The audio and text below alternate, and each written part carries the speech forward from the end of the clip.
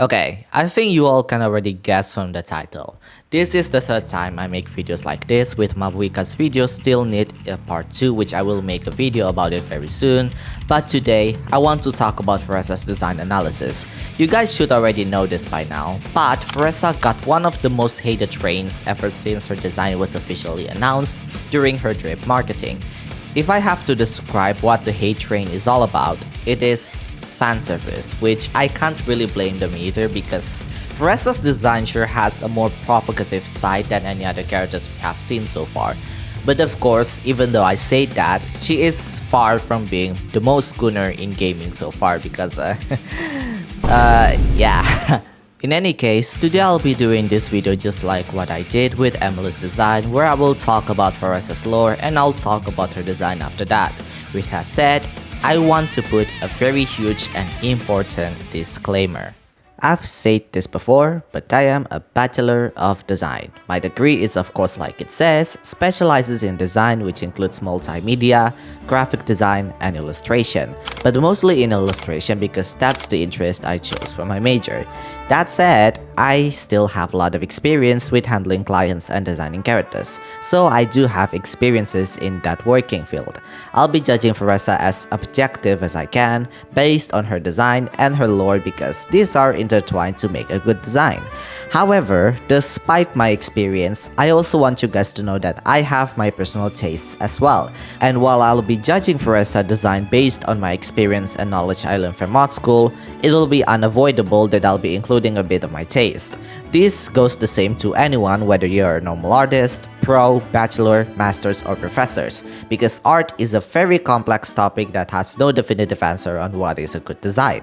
However, we can determine one based on how much you, as a designer, can explain behind the art that you are creating. Since we are in the gaming context, it's of course going to be their lore, so we'll be judging her visuals based on that as well. That being said, if you liked Varesa, then be my guest because I know there's going to be a lot of people that liked her, including me, who actually liked her gameplay a lot and enjoyed her travel chronicles the most out of all that we have so far. However, this video mostly talks about the drama surrounding her and my take as an artist who's been doing this for years. My channel analytics says most of you are above the age of 18, so be an adult and don't be offended if I said something negative about your favorite character. You don't have to agree with me, and I am fine with that. Heck, I always find them a good talking point to see what others think as well and broaden my horizons. However, don't be an asshole and make accusations on me or people in the comments because I've seen that a lot in my previous Maverica video. I personally don't care, but if you want to be a horrible human being because of pixels, then do it on Twitter, not here. There's a reason why that platform has that kind of reputation. With that said, don't forget to give this video a like and comment so the channel can be noticed by the algorithm. My name is Glitchxcity and I make lore and commentary videos on this channel to keep you company. In order to understand Varesa's design, we have to talk about the lore first because lore is the most fundamental thing when it comes to design. You can think of it as the bones of a character because without it, it'll be difficult to understand her visual design. Unlike my Mavuika video, I'll make her lore more brief considering that she is a side character and her role in the game is not as huge as other casts in this game so far. Varesa is an ordinary girl who lives in Collective of Plenty and works as a farmer in her family's orchard. She grew up as a normal girl who is shy, innocent, and very kind to others. However, despite being an ordinary girl, she has a huge appetite and her strength is far from ordinary. Back when young Varesa heard her parents reading legends and stories from other heroes, she would eat guanabara berries to the point she ate the whole box. She often has cravings and has a bad habit with binge eating. Despite that, however, young Varesa's strength is as strong as she is able to destroy falling rocks from the volcano and even uproot a fruit tree that causes her mother to scold her. Mind you, all of this happened when she was 5, so she is that strong. Her parents, knowing their daughter's terrible eating habit, of course worried about her health, so they tasked Varesa to tend the orchard with them. However, even with all that and Varesa trying so hard to suppress her eating habit, she still eats a lot, especially her cravings grew stronger. Her parents eventually bring her to a doctor and they said Varesa is completely fine. In fact, she is a very healthy young girl, that's why she loves eating.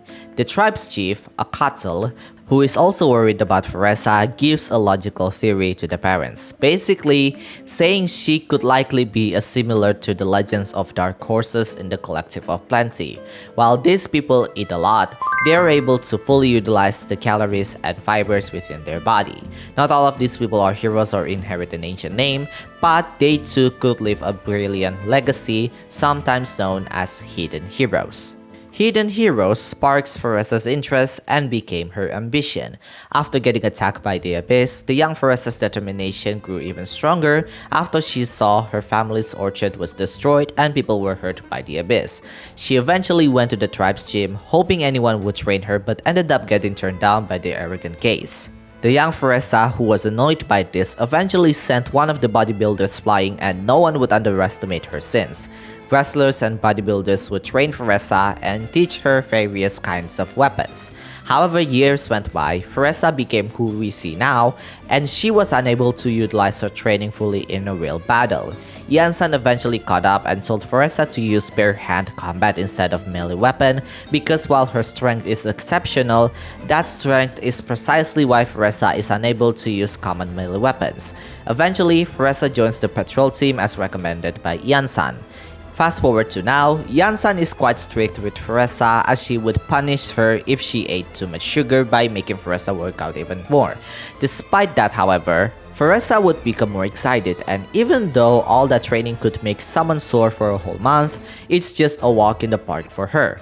Perhaps even her daily training is also just as insane. I personally went to the gym myself, and when I read her training program included 18 gym machines, 3 sets of 300 reps of 3 types of no equipment full body workouts, and 3 shuttle run sessions of 30,000 steps each, I was like, what? Mind you, all that is in one day. That's insane. Anyways, despite her overwhelming strength, she never won the pilgrimage. She attended 5 times but never once emerged victorious, and the answer to that is very simple. She can't fight other people seriously to the point she fought like she was one of the fans in the stands. She just can't, and never considered her fellow Natlanese to be her enemy, and while other people in her tribe felt sympathetic towards Varesa, she kept her kind demeanor, and she knew deep in her heart that fighting for something more important is what matters for her. So, she did just that. When she wears her mask, she becomes a completely different person. In the Travel Chronicles, we learn that Varesa is one of the patrol team that were sent to the volcano since the volcano erupted more frequently and monsters came out of it. And not only that, Varesa was the key member. Yansan said Varesa defended her tribe the most, therefore Varesa eventually is the hero of her tribe. However, to Varesa, she still wonders why she wanted to be a hero in the first place. Eventually, she realized that it was not about wanting the glory, but the courage, bravery, and initiative that led everyone to peaceful lives. She knew it was not about the mask, but it was about her who wanted to defend everyone in the first place. Since then, she tries to defeat her enemies without her mask, and while she felt naked at first, she eventually grew to adapt. She is still learning, hence why in her gameplay, we see her clumsy fighting style yet still strong when she isn't wearing her mask, and she looks more confident with her mask on. Before I end the lore section, Varesa's mask is essentially an important part of her lore and her design. When she wears them, it gives her strength. It doesn't just come out of the blue, mind you, it's inspired by her role Fiatena, who we do see her figure in Natlan's Archon Quest. Shocking, I know, but yes, we did see her.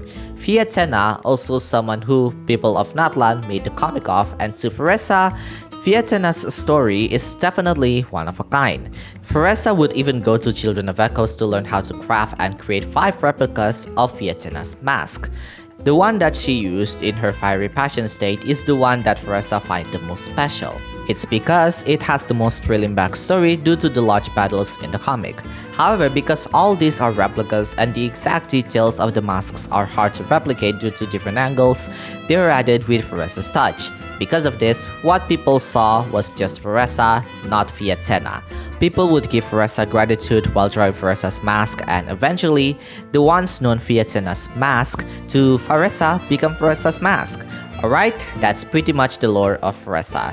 The crucial part of Varesa's lore in the Travel Chronicles is pretty much similar with her character story, so we'll skip that.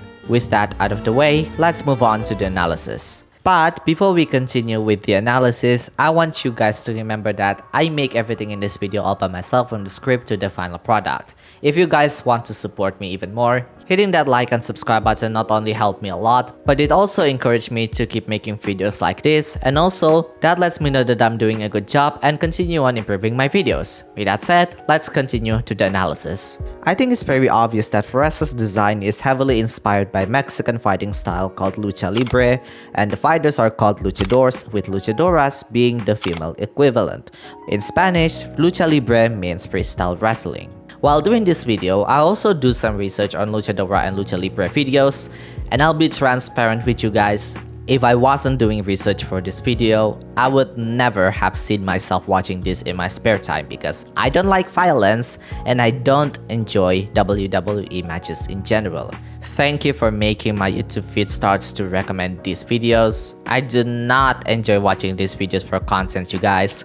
Let that be known. Now let's talk about her visuals. So visually, I found her interesting, and not necessarily in a good or bad way. It's more of a I mean, she's cute, and in a way, I think it makes sense for her to have slightly bigger teen girl model. They make her eat a lot, which I think it's a stereotype that luchadors eat a lot of junk, because in some articles I found, these luchadors do have healthier eating habit while keeping their heavy weight. In one article I found, a luchadora by the name of Sexy Powder, wow, that's an interesting name, said that she has 5 meals a day. During breakfast and mid-morning, she has a salad and a smoothie. During lunch, she eats protein like chicken and fish, along with a smoothie and fibers like veggies and fruits. She also has snacks with citrus juice and dinner with tuna.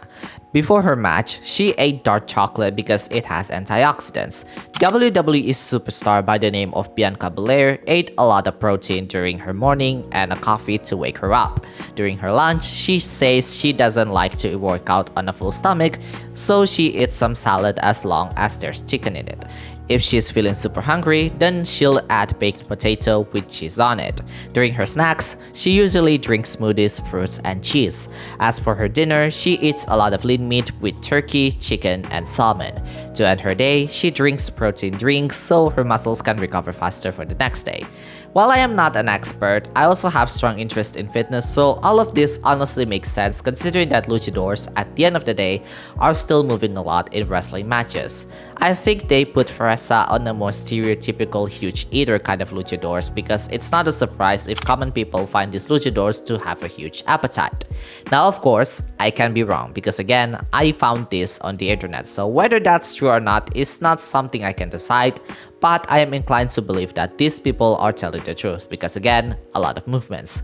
You can't expect yourself to be moving a lot when all you eat are high-fat meat and tacos. This could be the reason why Varesa has to have Yansa to track her meal plan in order for her to stay on track. If you guys watch my Mavwika video, I mentioned the importance of having a character flaw, and having them actually suffer the consequences, because not only does this make them more realistic, but also great for their character development for people to feel attached to. If this particular habit is intentional, then I think this is a great character flaw on Varesa where she has impulsive eating habit, therefore Iansan is there to help her track her meal intake. However, the story doesn't really portray her that way, which is a little bit of a missed opportunity. I mean, it kinda shows with her parents and the chief tribe to be very worried about Varesa, but at the end of the day, Varesa's impulsive habit of eating doesn't really feel like a character flaw to her, but at least it is kind of shown, and especially that Yansan actually has to track her meal intake, which I think that is a pretty decent character flaw, but I feel like they could have gone a little bit more oomph with that. They also put her in a miniskirt so she has more movements when attacking her enemies. When it comes to her clothing, she does look a lot closer to the source material, given luchadoras I see do wear clothes that resemble what Varesa is using, just a lot more into tight clothing and less pearls. Being a wrestler of course means they need to have a bigger body type because they're fighting against each other, so it makes sense for Varesa to also have a bigger body, let alone her body weight is basically her weapon. Speaking of that, I also find it interesting that luchadors wear something very revealing, whether it's the male one or the female ones. And the answer to that is a lot more simpler than you might have thought. It allows them to keep cool during extended wrestling matches and allows them to have more movements with a wider range of motions without having their fabric interfering or restricting. It goes the same with Varesa, where her clothes overall are very minimal with not a lot of extended fabrics like what we see with Shilonen and Chaska, while not wearing restricting fabrics like with Mabuika. Also, one of you in my previous community post mentioned something interesting that I actually didn't think of at first, and her clothes could be mainly inspired from Japanese fashion culture called gyaru. Gyaru is a Japanese fashion subculture that is often associated with gaudy fashion and dyed hair. They also refer to something cute, colorful, and some can be associated with showing a bit of skin.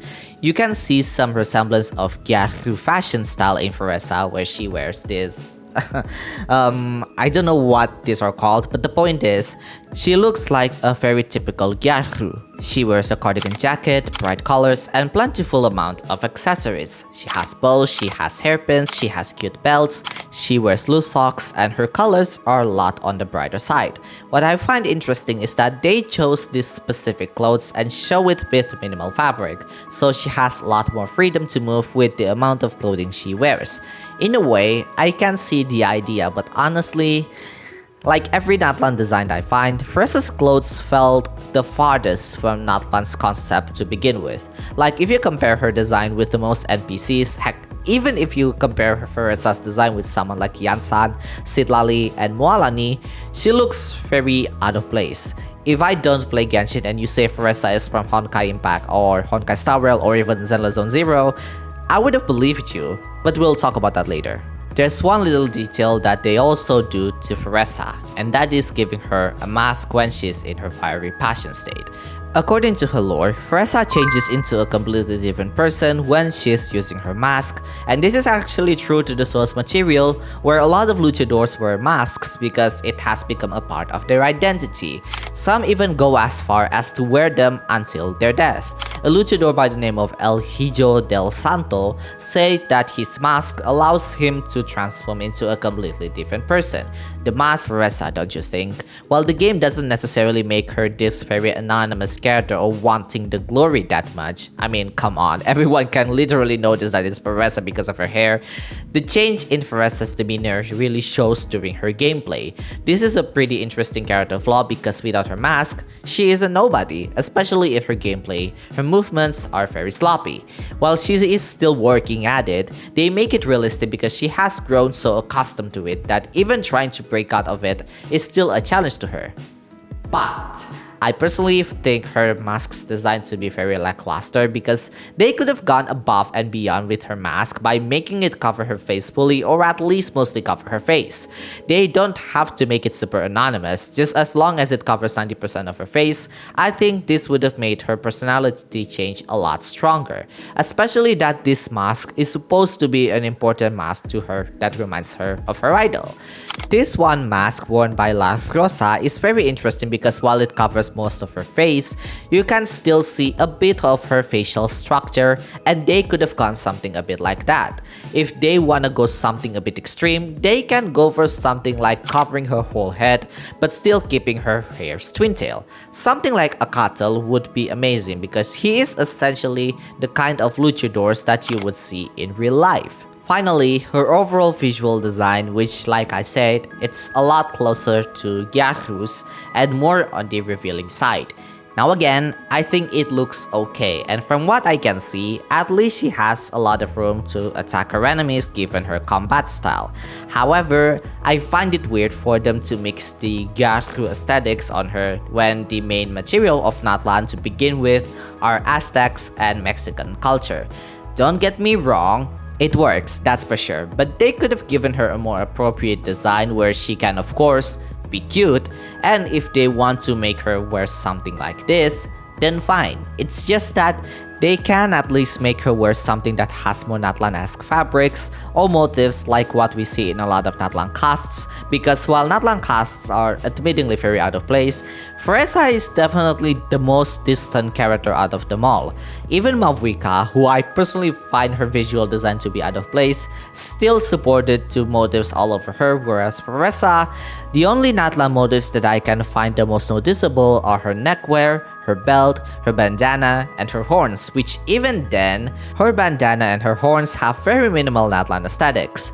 Now yes, there are more subtle Natla motifs on her design, but if the other part of her heavily outweighs the identity that she is supposed to be in, that's still not enough Natlan representation.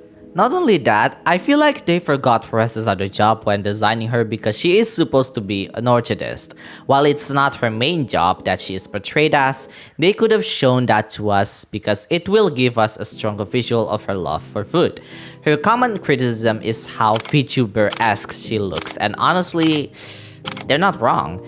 They don't have to give her a super orchidist design because that would defeat the entire purpose of her being a wrestler to begin with. Adding something that contributes to her being an orchidist on the side would be great, like instead of adding these random shapes, why not add fruits and vegetables to her design? The Collective of Plenty is known to grow the best crops thanks to their volcanic ground, so why not give those symbolism in her design instead? I get that hearts are supposed to be her being a sweetheart and very kind, but heart is a very universal symbol that can be used with anything. We also need to talk about her attack animation, which I find to be interesting. So she does 3-hit attack animation with her charge attack to launch forward to perform a high leap and plunging attacks after that. The biggest criticism I found is how Varesa is using her butt to attack her enemies. Now again, feel free to correct me in the comments, but from a lot of videos I'd observe, a lot of them, yes, use their lower body to attack, but they rarely use their butt to attack the enemies. Most of them are using kicks and punches. Jesus Christ, these videos are so violent. And even if they want to stomp the enemies, they use their whole body to do so. These videos are so violent. You guys better subscribe after all this. So personally, I don't really mind with the butt attack animation because again, it's freestyle wrestling. It's an anime game at the end of the day where the main audience are male dominant. If anything, I find her attack animation to make a lot of sense because she is not wearing her mask, therefore her attacks are going to be very sloppy. But as soon as she enters her fiery passion state, this is where it changes into something that is a lot more what we see with the other luchadors. Because if you see her attack animation, she actually uses her whole body to stomp the enemies when she performs plunging attacks. Her normal attack animation is actually what you would see in Lucha Libre videos anyway, so I think they nailed it on the animation part. So, what is my overall opinion on her? You know that feeling if you eat in a fancy restaurant and everything you eat is good, but nothing special about it? Like, it's just fine. They're expensive, but at least they're edible. You're paying a lot of money, but you're paying is not really for the good food, but for the luxury. That's pretty much how I feel. It's fine. This game has created some of the most phenomenal character designs in this game, but in Varesa's case, I'm not really pulling for her because of her design, but because she is actually one of the best DPS in the game right now. I personally find a lot of Fontaine casts are very well designed, especially Neuvillette and Farina. Dehia is a very well written character and visually stunning, Ningguang is a character that I can resonate with, and Razor, while his design is kind of basic, his story is actually pretty interesting. While I used to be a Raiden hater at first, she has one of the strongest character development out of all characters in this game so far. Although okay, to be fair, these characters have an important role in most Archon quests, but at the same time, even a lot of side characters like Yelan, Gaming, Farazan, Xianyun, and Ito are very well written and their design actually makes a lot of sense. In Varesa's case, it's not terrible, but it's not great either. Her design felt weird. It's not terrible because for what she is meant to be, her design makes sense. Showing a lot of skin so she can move without much restriction, okay, that's fine. However, it's hard to even justify that her design is good because in my designer eyes, her design doesn't match the theme of Genshin Impact as a whole. If you don't believe me, try bringing 3 characters, all of them from different nations, and bring them to Mondstadt along with Varesa. Now you see what I mean? Even though other characters don't have the same theme with Mondstadt, they still blend in because The time era and their concept still matches with Genshin Impact as a whole. It doesn't work with Varesa because her design is way too ahead of its time. This goes the same with a lot of Natlan casts, especially Shilonen and Mavrika, because again, they feel like they lived in a different era. But we'll talk about overall Natlan casts in another video because that is another rabbit hole that I don't want to talk about here. Now if you ask me, I personally don't like changing characters' design because what's done is done, especially in things like this, because it is what it is and designing characters like this takes a lot of time and money. Changing a character's design can open another whole can of worms. If you ask me what I would do if I were to change her design, honestly, I would still make her show a lot of skin. They honestly don't have to give her the cardigan because if they just want to put her in black top and short pants, then it still works. Or if they want to keep her design the way it is, then I would personally make her cardigan connect because why do they have to separate it? I would also add more fabrics and accessories that are more on theme with Natlan's whole aesthetics like feathers, gems, fruits, vegetables, all that shebang instead of putting random shapes like hearts and plus signs. In videos like this, I always take the benefit of the doubt and believe in characters' lore first because I know their design has more than just fan service. I don't like commenting on a design for the sake of pleasing the algorithm or just joining the bandwagon because I know there has to be a lot more than that, which is why I try to wait first and see the final product to give you my full opinion along with my analysis. While Varesa's design is admittingly, well, odd, I give them the chance, and while I can appreciate her design more, it's not as strong as how I feel when I see Emily's design. You see, Emily's design also got roasted, but that's because her older design is better to most people and not necessarily about the fan service. But eventually after reading her lore and giving more analysis, I grew to realize that her design is actually pretty good. Not perfect, but good enough, especially her perfumer and forensic glitter idea is very cohesive in her visual design. You can watch this video if you are interested. As for Varesa, I don't feel that way because her visual design, while it's fine and makes sense, it just left me with even more questions. I think the biggest question that really summarized everything I thought about her is, but why? I got my answers with Mavrika's design, but Varesa's is just strange in itself. Now look, I don't like to put business topics in videos like this, but I want you guys to remember that at the end of the day, Genshin Impact is still a business, and if characters like this works well for them, well, there goes your answer. But I also want you guys to know that well-designed characters with fantastic storytelling still sell as long as their kit is good.